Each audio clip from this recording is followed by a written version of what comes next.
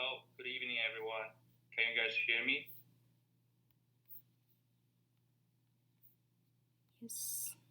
Okay, good. I can hear you. I see numbers are still going up. I have about 150 people registered tonight for this training. It's a really popular topic, so I'm gonna wait a little longer, just trying to capture most of the people. I think we're gonna wait a couple more minutes.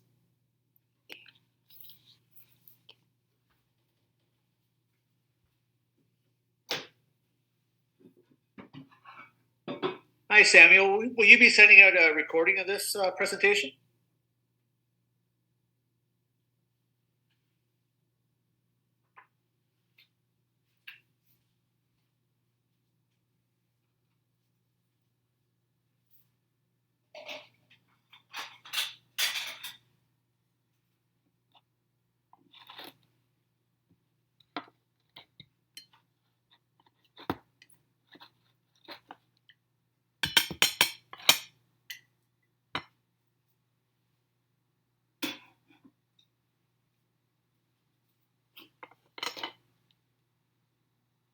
Okay, the number is still going up.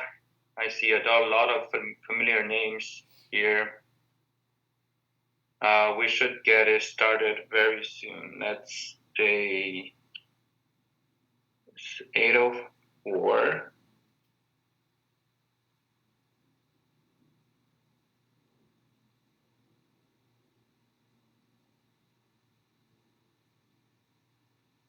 We have AI assistant in the chat box right now. How many of you guys are real people? How many of you guys are AI? I can't tell right now. AI is literally everywhere. No, we are real. Real, that's good.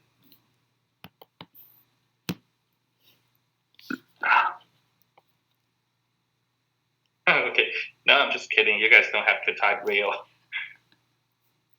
I know most of the people we have here are real person, so.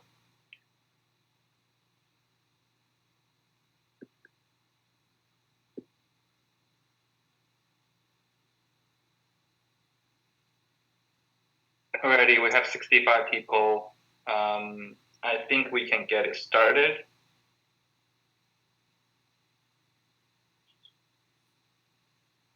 Okay. How many people we have? 65. Yeah, I don't want to keep waiting. So we're gonna get it started. It's 8:05 right now. Okay, so today we have a very special training. I invited Brian, which is my specialist for Airbnb, basically for short-term rental, not just Airbnb. Brian has been working in the property management, both for long-term and short-term, for 5 years, and he was managing. We're not talking about a property or two. We're talking about hundreds of property across Canada and the United States. Brian has the excellent understanding of property management, especially in the short-term rental. And so today our session will be in different sections. We're going to talk about Airbnb investing in general. How do you manage Airbnb properties? And then we're going to talk about the special projects we want to promote today. That's the one called Lakeview. Some of you guys have heard it before. We're going to give you the details, and Brian has done a very special data analysis for Lakeview condo only, and it's very detailed and very descriptive. I was hoping to share this with you, client. So after today's training, we're gonna do another one, which is a web seminar on Thursday around the same time. Okay, Thursday around the same time, but that one is for clients only. I want all of you to remember Thursday night is the night you invite your client to join our training. And Thursday night, there will be no share of contact information. All our topics will be emphasized on the client. It's gonna be a client-friendly session. We're not gonna talk about a commission at all. So it's gonna be focused on the revenue of short-term rental, the investment return, the cap rates of short-term rental, So if you have people interested, really bring them to our Thursday training. Thursday info session. We will be presenting the projects, the data analysis, and everything, and we hope we can help you to close the deal with your client. Okay, and we're gonna keep the Q&A session at the very last. I'm gonna ask from my last training, we have people asking tons of questions regarding short-term rental. So we want everybody to keep the question to the very last. But you can type into the chat box. I'm gonna go through the question at the end of the seminar. But let's welcome Brian first to start the presentation. Okay, Brian, it's yours.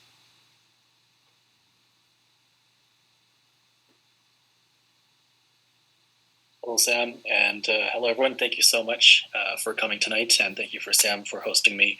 I am just going to take a moment to share my screen here, get back into the presentation. So yes, as Sam said, my name is Brian. I am an Airbnb specialist.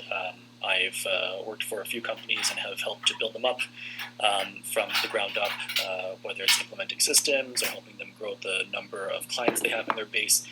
I am based here in Toronto, Canada. So I have operated here in Toronto, Montreal, as well as Miami, Phoenix, Dallas, LA, and as well with regards to opening up new operations on the ground in Colombia, in Medellin.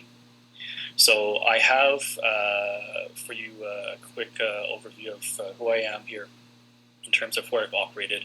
I've been to many multiple investor conferences in Miami. Miami is a very popular place for vacation rental companies to come together and talk about strategy and talk about the next year, and also introduce themselves to investors who are looking at different ways of investing other than purchasing multifamily properties, or as well the traditional long-term rental landlord route. So that said, we are going to be covering a few topics today with regards to Airbnb. And we're going to be talking about property management, what makes an Airbnb successful, as well as the short-term rental scene in Ontario, as well as an upcoming pre-construction opportunity, which I believe is a specialty of Bay Street Group here, especially with Anchor New Homes. And as well, we'll talk about the financial modeling on one of the opportunities that we have today, as well as a special incentive from one of your developer partners. So to kick things off, let's talk about Airbnb property management. Really, Airbnb property management is multifaceted. You're going to see a number of things that's done above and beyond traditional property management. It's not just handing over keys to the guest. It's not just collecting rent. It's not making sure that they're comfortable alone. There are a number of things that go into Airbnb property management. And this is the previous company that I was with that has a short list of items from listing management on multiple platforms. So we're not only catering to guests on Airbnb, but as well VRBO, Google Travel, and a successful property management company must have their own direct booking website, so that way they can invite their guests for a stay at a discount and continue to have that guest stay with them on their own travel website. There's also 24 guest communications. Of course, you need that because at any time at the night or day, you're going to have a guest that might have an issue on the property that needs someone to talk to. So we have virtual assistants around the clock from around the world that can speak multiple languages, as well as these direct booking websites, Airbnb and Vrbo, have built-in translation into the messaging system, so we're able to communicate in different languages. We also need to do constant guest screening. It's not good enough just to ask the guest, what are they there for? I know when I've traveled, I've told my host multiple times that I'm not going to have a party, but I end up having a party. So above and beyond, what do we do to make sure that we protect the property? We have software that actually takes a look into the guest's previous stays, and as well what their demographic is, and to see if they have a likelihood of parties. From there, we also take a look at weekly market analysis and price optimization. We should always be fluctuating the price on a week-to-week, almost daily basis because of things that are happening constantly, every single month, every single week. We also have our own in-house maintenance and housekeeping teams. Of course, if we hire some Merry Maids company that we can get for $80 a pop, they're not going to really care about the quality and the preservation of our property. But if we have our own in-house teams, then they're dedicated to the company that's hired them, which is us. We also provide our clients an owner's portal online.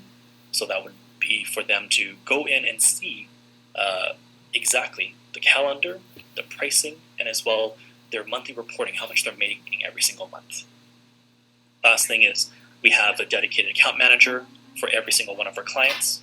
Could be one account manager to a handful of clients, and they're all in a WhatsApp. Each client gets their own group for their own property or properties that they have under management. Last thing is technology management. We do use quite a bit of technology, such as property management software to see all of the bookings in one place. We also use a pricing software to make sure that we're always on top and have the market analysis that we need. And lastly, we use technology on the property to control smart locks, to control sensors that can detect smoke, that can detect motion, that can detect the number of Wi-Fi connections that are being used, so we know how many guests are there. So all of this comes into property management. And I'd like to sort of ask a question out there. You guys can type it in chat. How much do you think on average property management costs? I'd like to see what everyone thinks. Just want to drop it in chat there. Typical property management costs about 6%. So what do you believe that with all of this, how much does short-term rental property management cost? I'm getting 30%, 5 to 8, 10. Give it a few more, 10, 10, 25 to 30, 20. Okay, so we've got a variety of answers here. I'm going to let you know that property management starts at 20% for Airbnb, given that it is triple the cost of traditional property management, which is 6%. Sometimes some companies charge up to 10% just to collect rent, but they will cover you if anything happens with the tenant. That's for the more premium ones. But 20% covers your cost of software, your cost of having to do more than 10 hours of work on your property every single week to make sure that the guest is happy 24/7, to make sure that we're coordinating the cleaning people, making sure that we're also taking care of listing management and changing it on the seasonal. It's a lot more different and a lot more time expensive or time stressful than having to collect keys and collect rent and talk with the tenant whenever they have any issues. Now that said, this is where it really makes sense, where Airbnb property management, perhaps on a typical property, you're only earning a couple of, $1,000, $2,000, $3,000 of rent. With Airbnb or vacation rentals, so to say, Airbnb is really the company name. Vacation rentals is what we're talking about here. You're going to earn 3 to 5 times that. And just like any investment, the management of a higher revenue, higher yield investment will be more expensive to manage. That said, let's talk about what makes an Airbnb successful. So we've talked about managing it and how much it costs to manage. That 20% is a revenue share of the gross revenue earned on a property. So if you were to make $5,000, $10,000, $20,000 on an Airbnb property in a single month, you are paying 20% to make that happen. But there's another part that makes, that has to be in place to make that happen. And I'll ask the group again in the chat. What do you believe that makes an Airbnb successful? The one and most important thing, other than, I guess, location. I'm going to give you a hint and say it's not location here. We're going to talk about what makes an Airbnb successful. And drop that in chat as well. Reviews, distribution, reviews. Like it, yes, reviews. The app, yeah. I don't have my answer yet. Income, that's what we're all here for, right? Easy booking, location, staging, pal.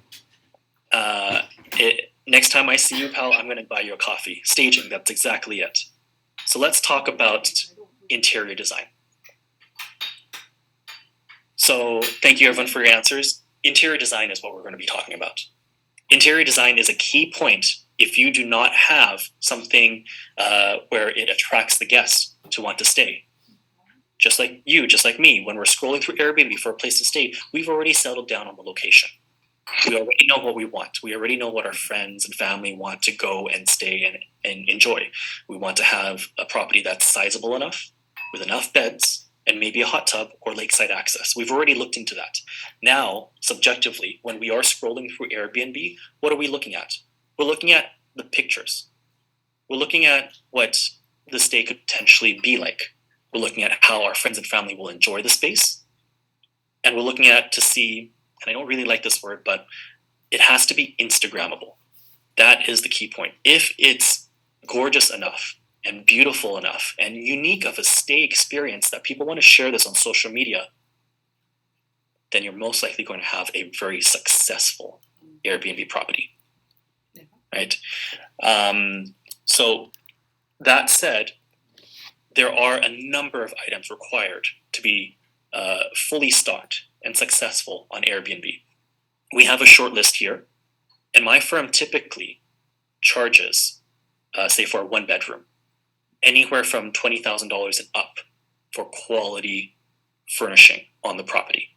That's everything from trivets to utensils to bed frame to patio furniture, everything. So we have this list here where I'm happy if you want to take this. But on the flip side, a lot of clients pay my companies to do this. Oh, someone's drawing on the screen here. A lot of our clients pay us to do this because they don't have the time of day. Again, a lot of our clients are earning $60, $80, $100 per hour upwards. They're not going to spend that time, roughly minimum $2,000 of actual labor, to go in and build furniture, take apart the packaging, make sure it works, go out to the store, make sure that they're getting the right things, accept deliveries, hooking everything up, cleaning it afterwards, and staging it and taking photography. Most likely a lot of our clients who are purchasing and are in the position to purchase pre-construction do not have the time of day to put this together. And that's where I'm here to say that there are services such as my short-term rental property management company that can help to take care of this here for you. Now, that aside, why does this matter? So the reason why we're here to talk is about Airbnb investing in Ontario.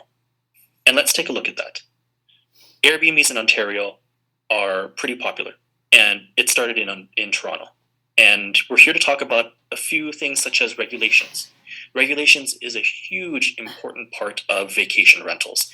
No matter which city, state, province, country you go to, governments are now aware that there are short-term rentals. There are vacation rentals. People are putting their property on Airbnb, furnishfinders.com, floриdarentals.com if you're familiar with Miami, or Vrbo, right? And a lot of companies, management companies, have their own websites as well. So let's talk about each popular area in Ontario. So I have here Toronto, where many of you know that there is a regulation that only allows you to rent out for up to 180 days within each registration year. This allows me to rent out, on average, if I rent out 24 nights in a month, up to 8 months. The city also wants to collect a 4% municipal accommodation tax, and currently there are on their website listed 8,000 registered properties. There are also other cities around the GTA, such as Brampton, Mississauga, Oakville, Hamilton, and Vaughan, that have their own rules. And the ones closer to Toronto, such as Mississauga, Brampton, and Vaughan, have similar rules as well with the days restriction. And Tal, you're jumping the gun here. I have Niagara Falls up here next. So Niagara Falls, their regulation was introduced in 2018. And as of recent, they've updated and made it more clear that Airbnbs or short-term rentals, vacation rentals, may only be registered if they're in a commercial zoned area. There's a small snippet here of the colored map that they have on their website. If you go to their website, it's all pretty clear in black and white. And currently, they only have 33 properties registered in the city, and you can read through the list and know where they are. They show you everything from the owner's name to the address registered. And let's talk about a popular area of Ontario, Muskoka. Now, I'm not going to get too in-depth on this because there are 7 different townships that have their own different rules, and you would have to read into each and every single one of them. I'll answer that question at the end, Zoil. Thank you very much. I'll park that here. So let's talk about Airbnbs in Ontario, continuing with another area that we're highly interested in, and that is Barrie. Barrie does have their own short-term rental registration and regulation policy. So there's a $350 annual registration fee. This is a physical in-person application that you need to hand in or also obtain the documentation and hand it in person. You do need to have officers, bylaw officers from the city come in to do a property inspection to make sure that the property is livable, right? They're just wanting to make sure that it's not a shack or that it's missing, a toilet or shower. And as well, there will be a fire inspection, as it is a hospitality establishment that they consider. And currently on their website, there's also less than 40 properties currently registered. However, in the area, on Airbnb and VRBO, there are over 1,000 listings in the area. And this is a heat map from my pricing tool where I can see and click on every single one of those dots, and there will be a live Airbnb listing for each and every single one of those. So this current situation in Barrie is that there is regulation. However, the city has come out and has said it on the Toronto Star as well. They do not have the manpower to currently regulate. And that's why it's kind of gone rampant here. But that said, we're going to be focusing on a case study here involving a pre-construction project called Lakeview 3. Many of you may know this, selling the first 2 phases at Little Lake. But Lakeview 3 also presents a ideal investment opportunity that's coming up as it's closing in 2026 and 2027. So Lakeview 3 is a property that, of course, by its name, has a lake view. And we'd like to take a look at the specific Lakeview units that will yield a higher revenue than the ones that do not, as people who are vacationing and willing to spend a few $100s a night are looking for a guest stay experience that, I'm sure would be much better than facing the city of Barrie. So let's take a look at that. Let's take a look at the purchase opportunity here for a 1+ den, 2+ den, and a 3+ den. These units sleep 4, 6, and 8 guests respectively. And the current prices are shown on the screen. This is from the most recent hot list that we've received from the developer, and this also includes a premium parking spot as well as a locker for your unit. The square footages are there, and we've calculated the price per square foot as well. So now that we know the basic investor stats, let's talk about the Airbnb investability on this.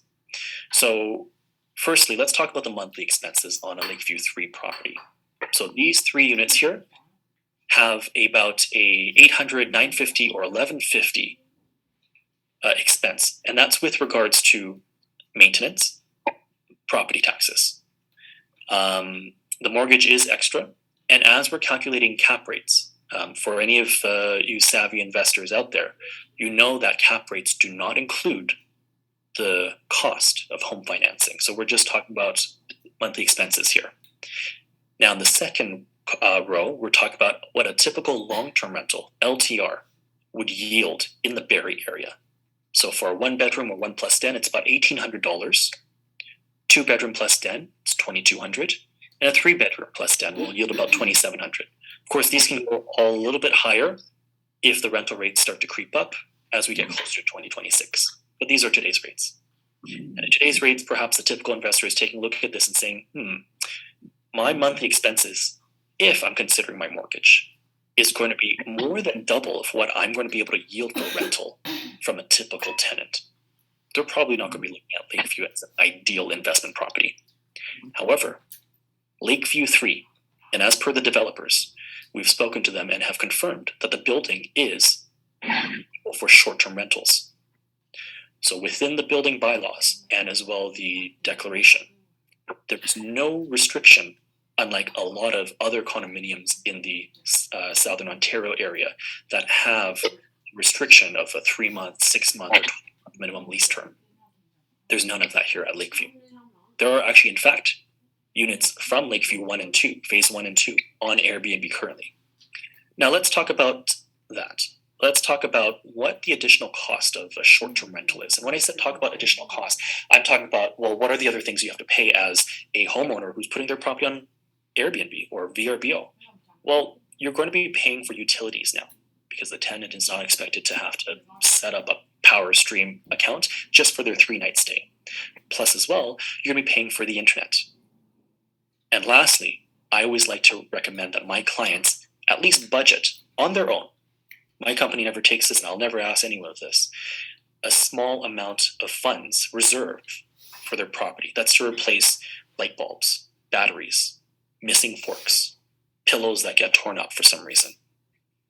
This is what that additional cost is for. That again includes the upkeep of the property, the utilities, and as well the internet cost.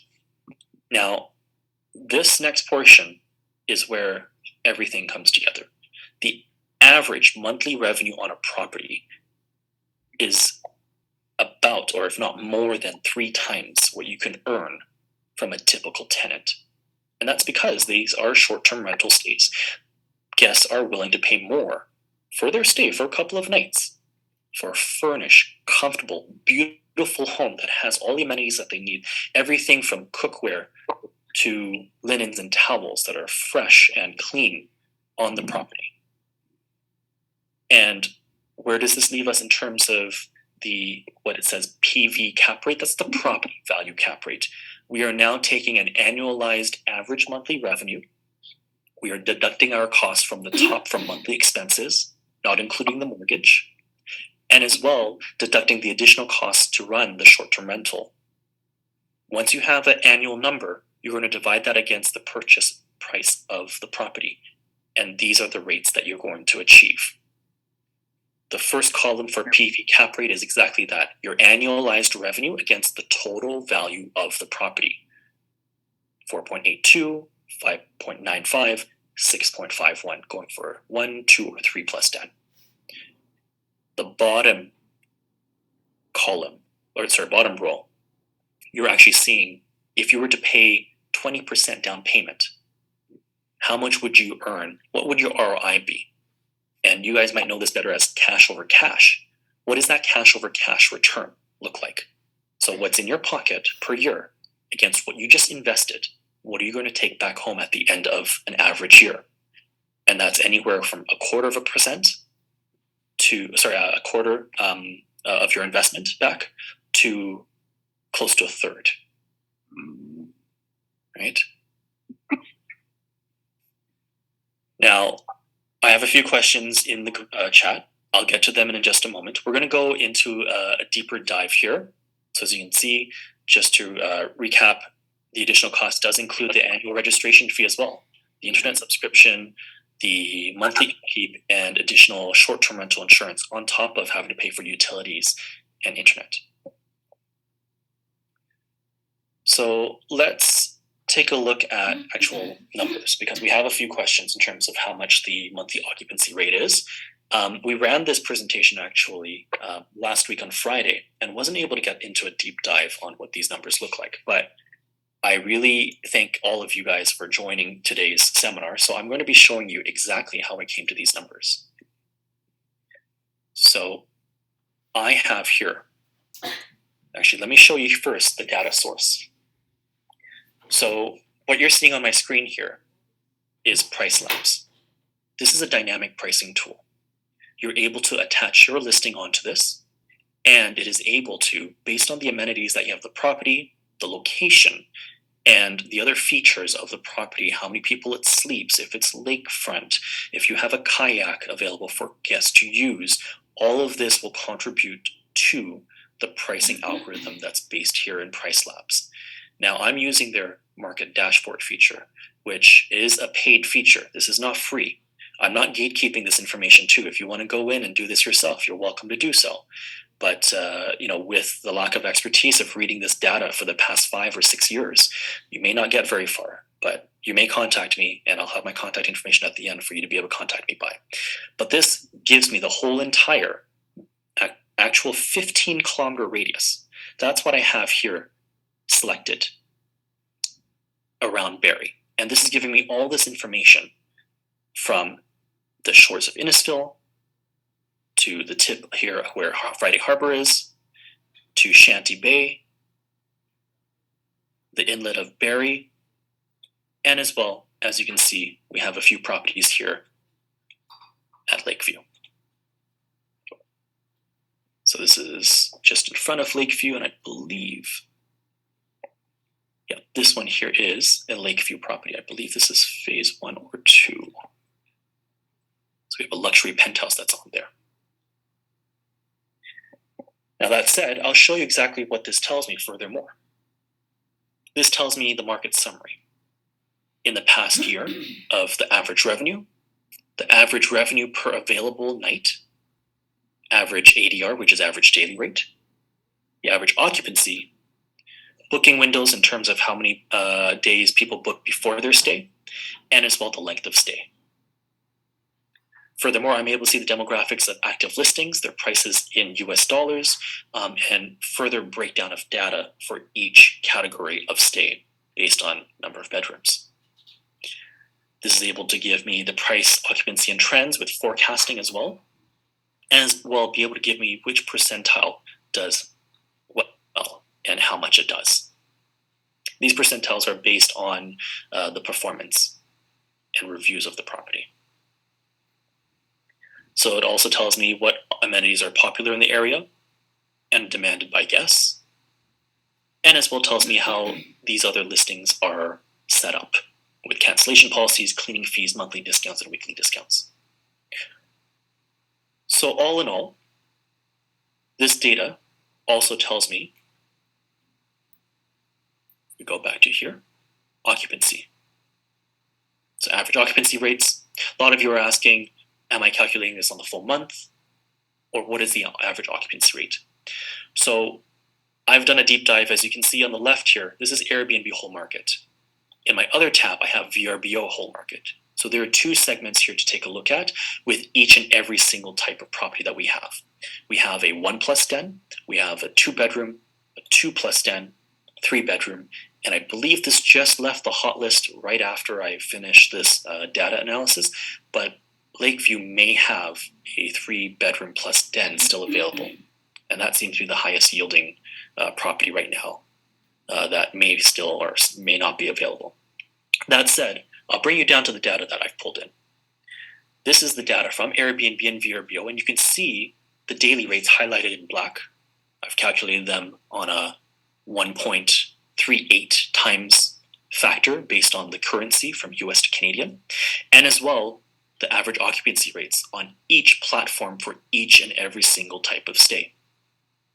We've gone ahead to push that up to have a blended information of average daily rate and occupancy to show you exactly how many days a month are being booked. I'm not trying to sell you snake oil here. I'm not trying to sell you something magical. Your property is not going to be occupied for 3/4 of the month. Here in Barrie, it seems to be that people are willing to pay more for their stay, but there aren't as many people staying in Barrie. If this was a hot market throughout the year, we would see higher average days booked. But unfortunately, there is a bit of a seasonality here in Barrie as well. However, that does not deter from the amount of revenue that we can generate here. Here, if we calculate it, you can see the cap rates from the cash flow. The annual cash flow and your annual net operating income.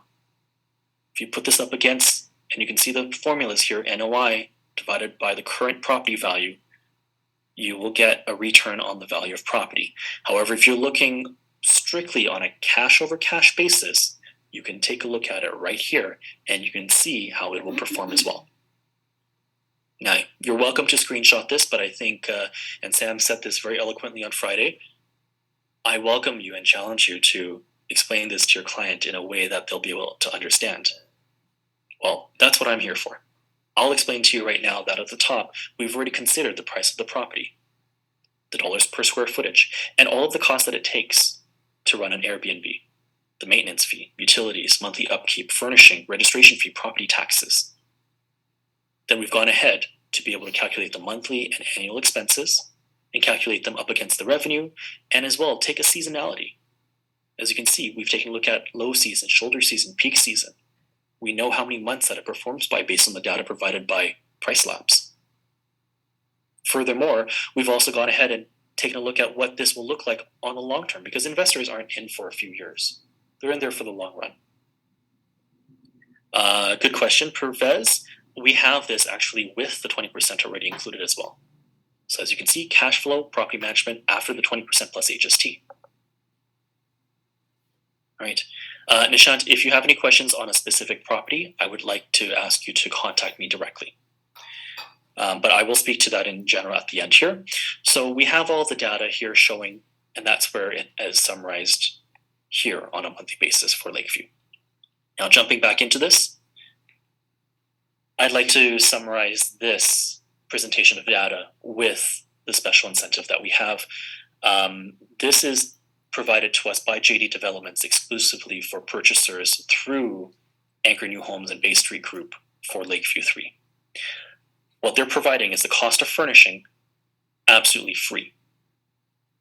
There's a reason why I did not include this capital cost within the previous screen here. And that's because the cost of furnishing is a major capital investment. It does detract away from starting up an Airbnb. And sometimes these numbers can give a client serious sticker shock because they think that they can just go to IKEA and put a few beds that may only work for 6 to 8 months in. Right? A lot of our guests don't really care about our property. They're going to want to jump on beds. They're going to want to finally relax after their hours-long trip to your property. And this is where you need to have durable, high quality, and aesthetically pleasing furnishing. And unfortunately, that does come at a price.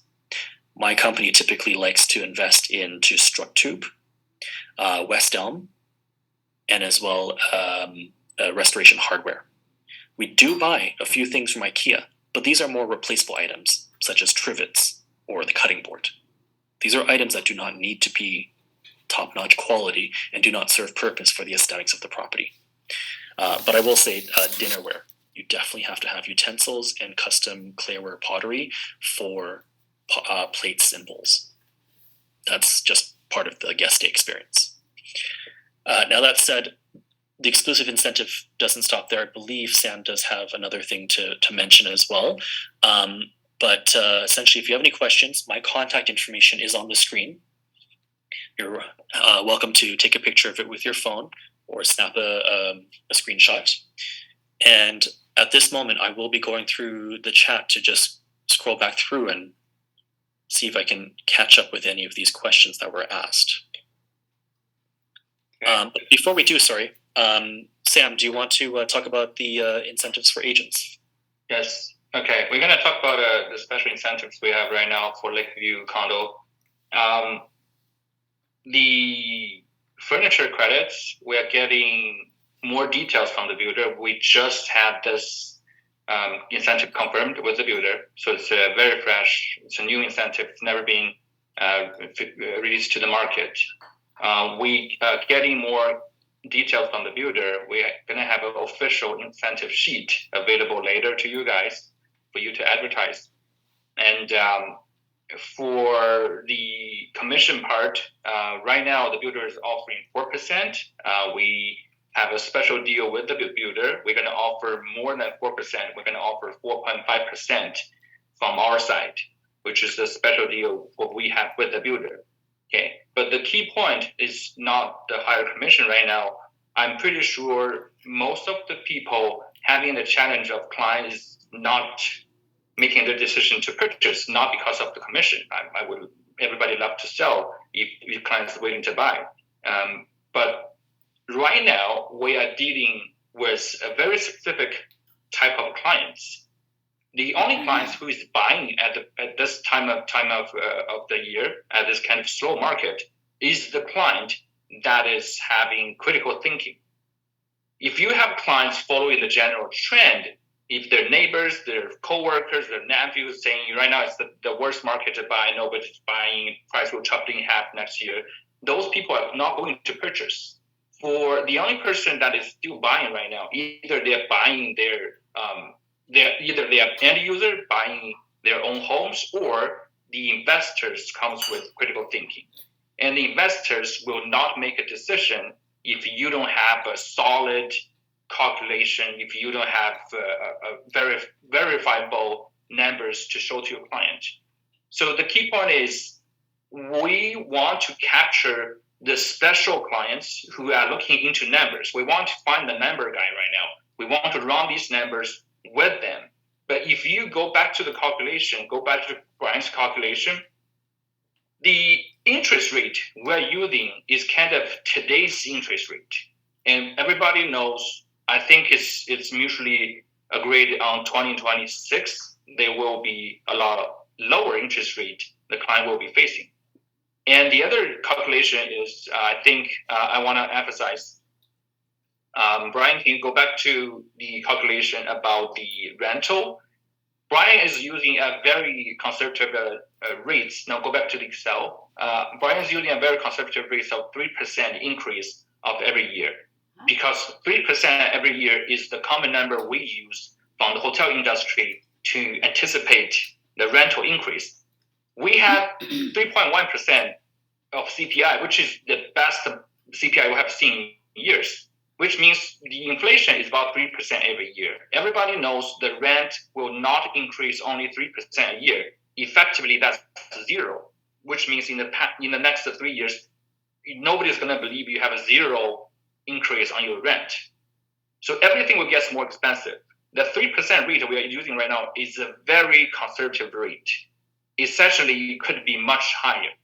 Okay, so which means your future cash flow, your future rent will be a lot higher than today's number, and your cost, which is on expense side, mortgage, will be a lot lower. Essentially, it's going to bring the number a lot better than what we're presenting today. And the other key factor is, when I was going through the number with Brian showed me we are looking at about 4 months of the peak season. We're looking at about 2 months of the shoulder season.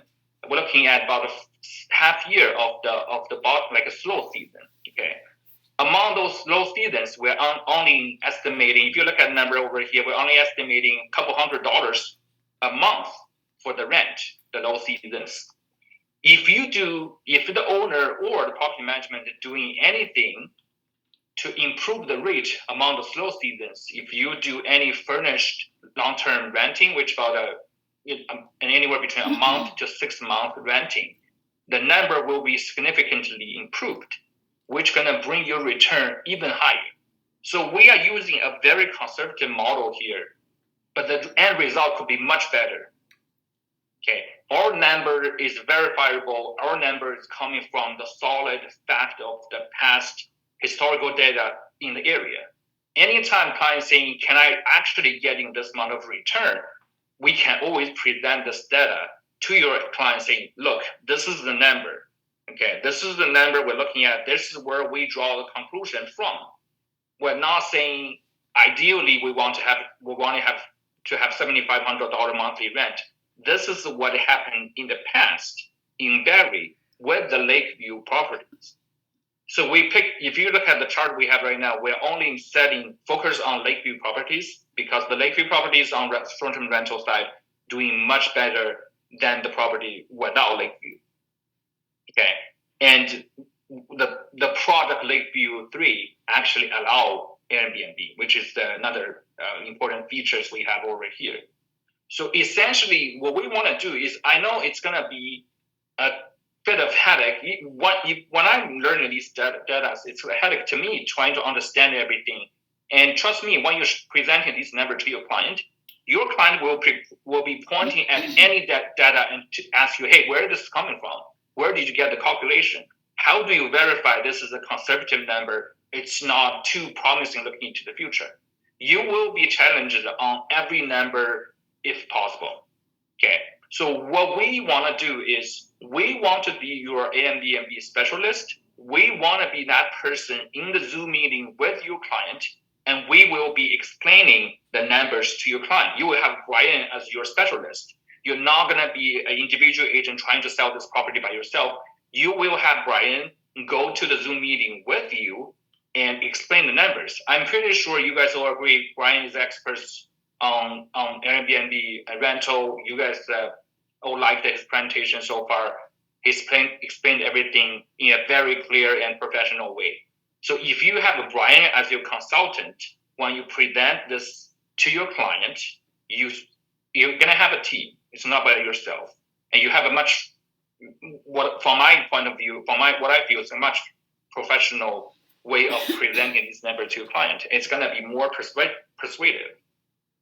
Okay, that's why we want to do this before the end of the year. And the other thing is, I'm pretty sure a lot of people is booking Airbnb vacation right now on the market. They're getting their weekend getaways or year-end getaways. These people are spending money on Airbnb. It could be a very good chance for you to talk to your client saying, look, you are spending money on Airbnb. Why not making money from it? You spend the money, you know people actually have the needs to find a beautiful lakeview properties to spend their vacation. And they also want to control the budget, like how much they're spending. Okay. And compare with a low-rise property, the money you spend into these high-rise, it's easier to manage. It has great view, it's facing the lake, and it's a better turnout for your client's investment. That's the point we're trying to do right now. So we're going to offer you guys higher than 4% co-op. We will be there to help you to explain every numbers, be there in the Zoom meeting with your clients. And whatever helps you need, let me know. Okay, you have my WhatsApp number over there. You have Brian's contact information. If you have other questions regarding Airbnb properties or not related to Lakeview condos, you can talk to Brian. If you have any question regarding Lakeview projects, Lakeview properties, scan my QR code, send me a message on WhatsApp. If you want to get a copy of today's presentation, if you're going to get a recording of today's seminar, also scan my QR code, send me a message on WhatsApp, and let's look at the question we have. Okay, so we can keep it on this page, and let's go through the question. Perfect. Thank you very much, Sam. So yes, actually, I was going to put it into an Excel, but I'll just go through them and verbally go through them. So he'll ask, 4% is additional to what Airbnb charges. So the 4% that you saw with the regulation screen when we were going through Toronto, Niagara Falls, and as well Muskoka are an additional tax that are paid by the guest. Does not come out of your revenue, does not come out of your daily rate that you decide to charge. So if you charge $1,000, it's not coming out of your $1,000. That's going to be actually added as another $40 charge to the guest. They also pay for the cleaning fee.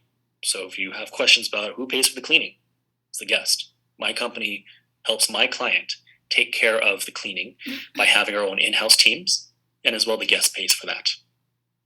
Now, second question here is, we buy now with Airbnb approved and later city to make some rules and changes. Condo Corps, is it possible? Yes, it very much is possible. There are a number of condominiums downtown that have gone different ways. I will speak to some specific examples, such as H Charlotte downtown in Toronto. H Charlotte is a building with a unique situation where in the building declaration, it is actually written that it's allowed for short-term rentals. It's allowed for short-term rentals. Not many condos have that written in the declaration. So building management decided to actually ban it. And the owners actually got up in arms and countersued. And unfortunately, given that it's in the building declaration, it is legally allowed in that building for short-term rentals, and the building had to drop the rules. However, other buildings such as 155 Yorkville, and as well a lot of the Aquarius and Neptune buildings in Fort York, they have gone the way to partner with Airbnb and allow for Airbnbs in their building. However, building management, before that revenue hits your bank account, will take 10% of the revenue through Airbnb just for allowing and being a partner of Airbnb as a building. So there are some buildings that are not as savory of an investment because of those specific niche rules. And you'll only get that from an experienced short-term rental property manager like myself. I can also speak about any property in downtown Miami, up and down the coast. You need to have local experts and specialists to help you with your property. You're asking next, I'm not sure what your real name is, but cheat code asks, what is your monthly occupancy rate within 30 days? So we did go through that. Occupancy rate, a lot of them throughout the year only go up as high as, that would be 70%, 21 nights in the month. On average, these properties are going to do anywhere between 30 to 50. Okay. These numbers do take into account vacancy, the 20% management cost that is included, we saw in the numbers. What are the current reasons or regulations for Airbnb for detached semi-towns? It depends on every single municipality. If you're asking me for all of the GTA, every single municipality is going to have a different rule.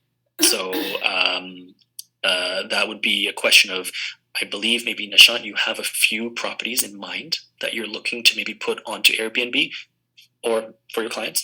Please let me know what those addresses are, and I'm happy to do a deep dive into the regulation and the feasibility when it comes to revenue for that Airbnb property. And what am I expecting for the future of Airbnb in Ontario? It will be very limited, as it is already limited right now. The inventory of properties that you may be able to successfully Airbnb are growing scarce. Tremendously so because of regulations, because of how some municipalities actually impose that you need to have this property as your principal residence, your primary residence. They even have bylaw officers come out and see if you have your underwear in the drawer. They want to see that you're living there. You've got spices in the cupboard, you've got some recycling garbage in your closet, whatever the case is. They want to see that you're actually lived in the property, but you're putting it onto Airbnb every so often. But fortunately, Barrie does not require you to have this as a primary residence, which is why we do recommend Lakeview 3 as an ideal investment property, especially given that people are looking to leave the city and have a lake view or something that has to do with water. This always comes up in my seminars in Miami. It always has to have water. We talk about a lot of property managers who are out in Philadelphia, who are in BC, who are in Colorado, and they don't do well unless there's somewhere where people can be near water or be near an attraction such as a mountain. Let's see here. Do builder allow for Airbnb on phase 1 and 2? The building declaration is written for Lakeview 1, 2, and 3 in a similar way. They do not restrict for short-term rentals. They do not impose any minimum required lease.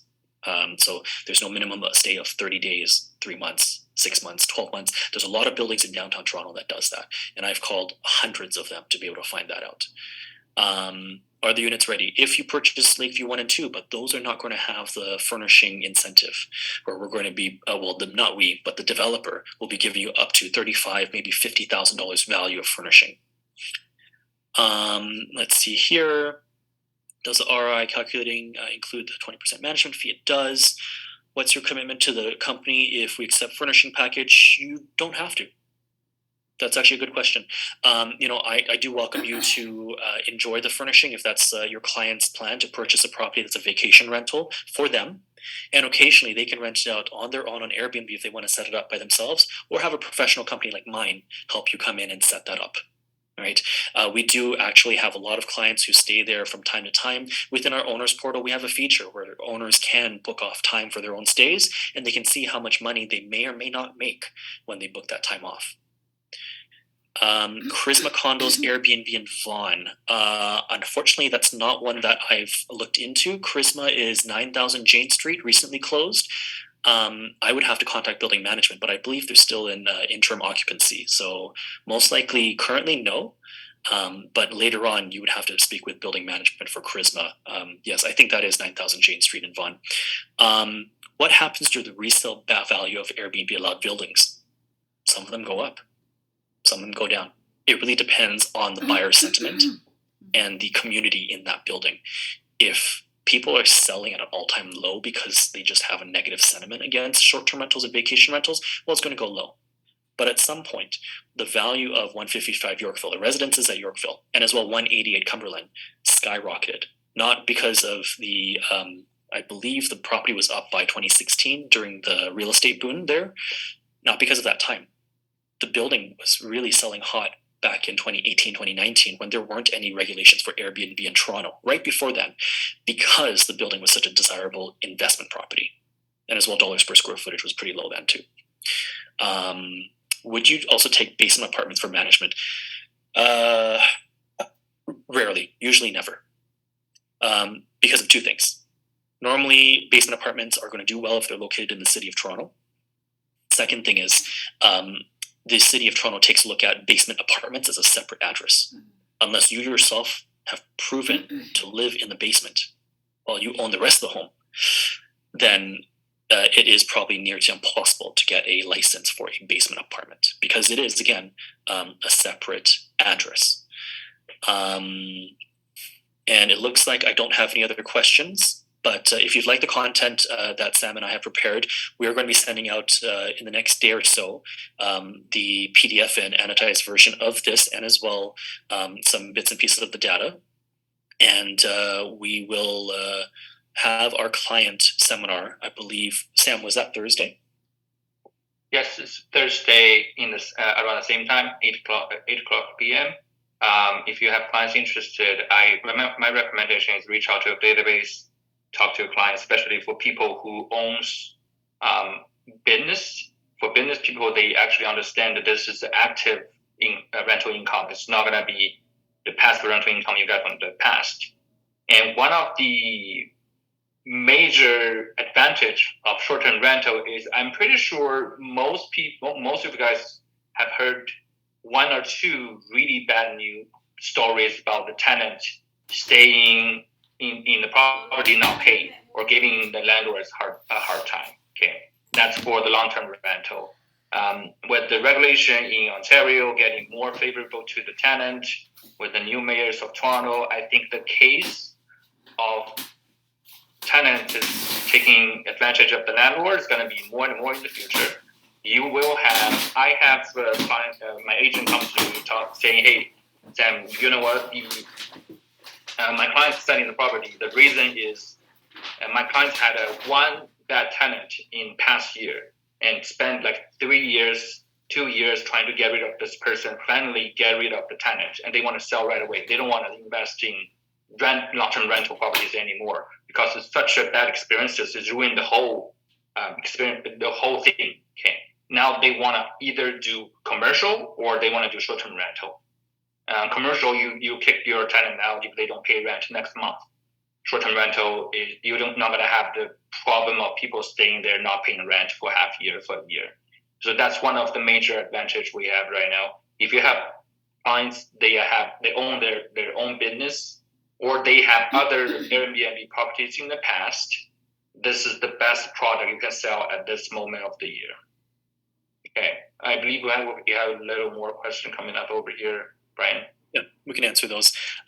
So Rouge asks, would you manage garden suites in Toronto? Again, if it's in the city of Toronto, have to take a look into the regulations. But again, I would approach that with a regulation and as well the feasibility of actually doing it. So the financials, is this in an area that has some sort of semblance of attraction for people traveling to Toronto? And if so, let's take a look to see what those numbers look like in terms of the average daily rates and the occupancy. So Rouge, I would recommend that you contact me directly. Text is probably best to let me know what the address is, so I can run that here for you and take a look. Stephanie asked, do you manage in Hamilton? Not currently. What are the Airbnb rules there? I do believe they have regulation, and they might be actually specifically in certain areas or zones of the city. Just like Montreal, there are only about 2 or 3 streets allowed for short-term rentals, and it's like about 2 or 3 kilometers worth of street. So I would highly recommend to search Hamilton short-term rental bylaw. So any city that you're looking into, short-term rental bylaw or regulation, some of them call them short-term accommodations, so STAs, to complicate things, or vacation rental bylaws.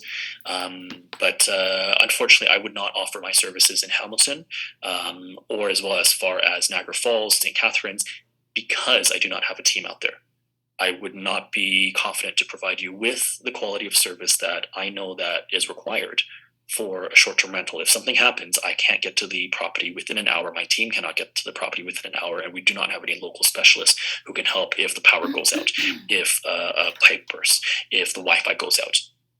Right? There are these multiple items that have to be taken care of in a timely manner. Otherwise, that guest is going to ask for a full refund, and we don't want to risk that. Do you have to have a legal basement in order to register for Airbnb? Again, I think this is very specific to Toronto. Yes and no, but again, it gets very difficult when we're talking about basements because you own the whole home, and they're going to be asking a bunch of questions in terms of which part you live in. And if you say the wrong thing, then they're just going to reject you. And in the city of Toronto, if you do get rejected for a short-term rental license, you cannot register that property for an entire year. currently have a Airbnb apartment basement in Mississauga. Let's review. Send me the address, Lazu, and we can review that. Are we managing any units in Phase 1 Lakeview right now? Not right now. As you can see, we only found one listing actually that was up and running on Airbnb, and that's probably because of the seasonality. Right now, not many Airbnbs are making money in that Barrie area right now because of the seasonality. I know I don't want to go up there for any other reason than snowboarding, but there aren't any snow and there aren't any hills there. So, Brampton, I do not manage Brampton. Brampton is quite a large area. It's far and spread out. And as well, usually they're single-family homes with 5 or more bedrooms, which do attract quite a bit of attention from people who want to throw parties. So there are times where even if we see that the revenue is high, this and we go in, like I said, with price labs to take a look at similar listings. We know why it's high. We can take a look to see, oh, well, maybe some of those 5+ bedroom homes are actual luxurious mansions that are collecting more than $1,000, $2,000 a night. And they're actually, screening and demanding the type of guest that the stay requires, as opposed to having a standard single family home, 5-bedroom plus in a residential neighborhood suddenly, become a party central. Question here is, what if short-term Airbnb tenant doesn't move? What are the rules to vacate them?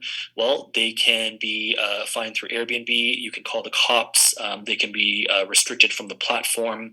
A lot of things can happen. So there are a lot more things that you can do as opposed to with a regular tenant where they have to wait. You can't kick them out. You can't enter the property, this and that. With Airbnb, as long as their stay, I believe, is under 90 days, which typically speaking, my company does not host anyone for greater than that, unless there is an actual landlord-tenant OTA in place for the more long-term stays that are 2 months or longer. Typically, we'll sign them for. You can go ahead and use whatever humane means to kick out the guest. Airbnb market in Clarendon Cortes. I'm sorry, I'm not familiar with that. That seems to be far out in the east. I do not know anything, unfortunately, past beyond Pickering in Ontario. I do know the market in Montreal, in the Greater Toronto Area, in Muskoka, in Simcoe County, Innisfil. If you have any questions about Montreal, Mont-Tremblant, Calgary, for that matter, because there are a lot of pre-construction investment properties out there where they do allow for short-term rentals that I know Bay Street Group has been promoting. We do, my company at least, has property management services out in Calgary and in Montreal and in Mont-Tremblant. Yes, thank you, girl. I look forward to your text message, and I guess that wraps up our questions. I do actually want to mention one more thing, because you're going to see this in the news coming up, and this was in the news in the past week, and we had this question on our seminar on Friday. There was a question with regards to how the federal government is going to be restricting how people are able to claim back expenses as they operate their Airbnb on their tax return. And just this morning, they've released greater detail in terms of how they're going to do that. Now, if you are legally licensed with the municipality, if you're operating by the books to the T, you don't have any infractions, and you're not operating without a license, you're not operating against the rules in terms of the bylaw within the municipality, that is not a worry. This restriction on what you're able to expense back onto your property is if you're not following your municipality rules. So you can see already that they're probably targeting central cities such as Toronto, such as Vancouver, such as Montreal, where they do have specific rules that limit the number of Airbnbs. Of course, you can try to get onto Airbnb and try to rent illegally. In Toronto and the GTA, it's very hard because these cities have an agreement with Airbnb to not let anyone rent for less than 30 days at minimum, unless they have a city registration number that matches their property with the address on file with the city. So it's very tight regulation already. But there are times where I've seen listings copy other listings' short-term rental numbers, and they get to operate for a few months at a time before they get taken down. But that said, the federal regulation only applies to those who are skirting the rules. So with my property management company, we always recommend to be registered. And for the most part, about 99% of our clients are registered, up until the point where some of them may have their registration lapse. That's where we try to take them on to more of a month-to-month basis. But if you're using Airbnb for more than 30 days as well, because that is a popular segment of travel on Airbnb and VRBO, again, this federal regulation does not have any negative effect onto those who are following the regulations or renting out for more than 30 days. So this is all smoke and puff about how they're trying to fix the Canadian housing issue. Well, newsflash is there's hundreds of thousands of families that are going to be without homes, or at least there's that much of a deficit. And across Canada, there's really only a few tens of thousands of properties that are running illegally. So this is not the end-all be-all solution. And the federal government is just trying to pick on something to show that they're doing something about it. Let's see here. 2 more questions, and then we'll call it a night. Is Mississauga a good area for Airbnb? I don't know, because there are different neighborhoods. We can talk about Erin Mills, Square One, Port Hope. Maybe I'm thinking the wrong Port. But you have to take a look at the neighborhood. There has to be a reason for tourism, right? They're nearby water, they're nearby the airport, they're nearby shopping. So I would recommend those areas. Port Credit. Thank you, Mud. I'm not too familiar with Mississauga, as you can tell. And then, Rupinder, this is the last question I'm going to take. Can someone who travels frequently, a few months at a time, can they rent their home out while they're not present? Absolutely. I've had a client who had a beautiful penthouse loft right at King and Bathurst. He was, I think, one of the senior executives for Salesforce. And we took his home for 2-3 months at a time when he was traveling for business. He left his guitar there. He left his PS3 there. He left it very well as a lived-in. He had a yoga mat with a special yoga chair that you can meditate in. It was very much a themed stay. And this draws back to my point of interior design. This was a very unique stay. We said executives getaway. This was the home to be in if you were of that, established nature of guest that wanted a place to stay that was pretty much a hideaway from the city. Even standing on the balcony, which was as big as probably a 2 bedrooms combined, you didn't feel that you were in the hustle bustle of the concrete jungle of the city. This was very much a unique stay. And yes, that aside, if anyone wants to rent out their property as they travel for weeks or months at a time, you are welcome to Airbnb it. The only thing is you need to make sure you follow the regulations, get your short-term rental license, and that may take anywhere from 3 to 4 weeks. The city of Toronto I've seen has moved quickly, as quick as a week, but with recent regulations and bylaw officers having to schedule time and come out and see the property and see that it is your property that you're living in for half the year, things have slowed down by quite a bit.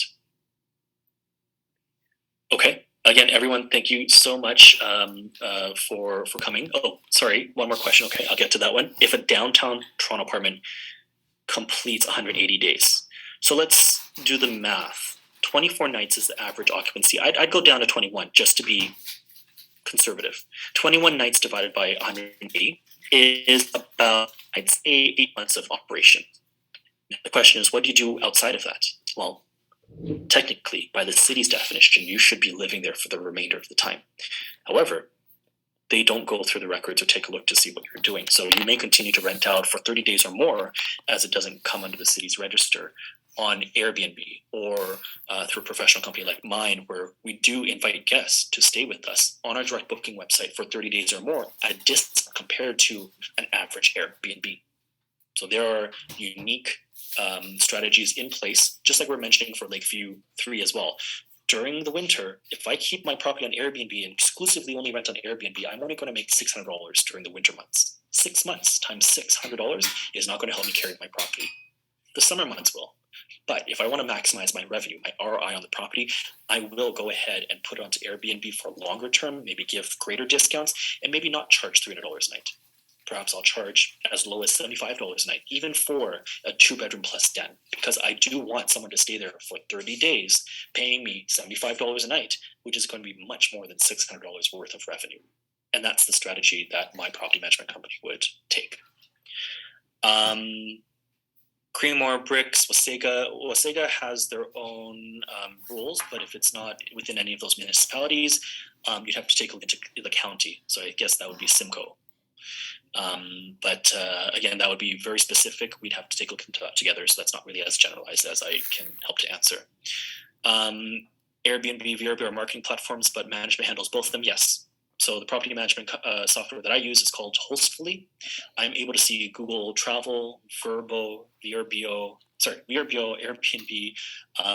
Right now, this doesn't work in Canada, but Marriott Villas and Homes. If you're an avid user of Marriott hotels, you have Bonvoy points. You can use Bonvoy points for vacation rentals and even earn points on those vacation rentals through their platform. Unfortunately, that's only a US thing, but the software can help manage all of that in one place. There are over 20 different platforms that we use in North America. In Canada, we just only happen to know about Airbnb and VRBO. All right. Thank you, Aaron. Again, my name is Ryan. My contact details are on the page. It's easier to contact me by text, as emails, you can imagine I get quite a few of. I will try to get back to you guys in the next day or so and hope to answer all of your questions. And if you do have any specific addresses or clients in areas that you want to review, I'm here to help. Let's take a look at the regulation and let's take a look into the financial feasibility for Airbnb on that property. Sam, thank you very much. Okay, yeah. So remember, Thursday night, we're going to do this again. I want you guys to invite your clients coming over. We're going to answer every question your clients is having. Let's, work on this project together. Let's close some deal together. Okay. Thank you very much for joining us today. If you have any questions, reach out to me by WhatsApp. Thank you. Have a good one. Bye-bye.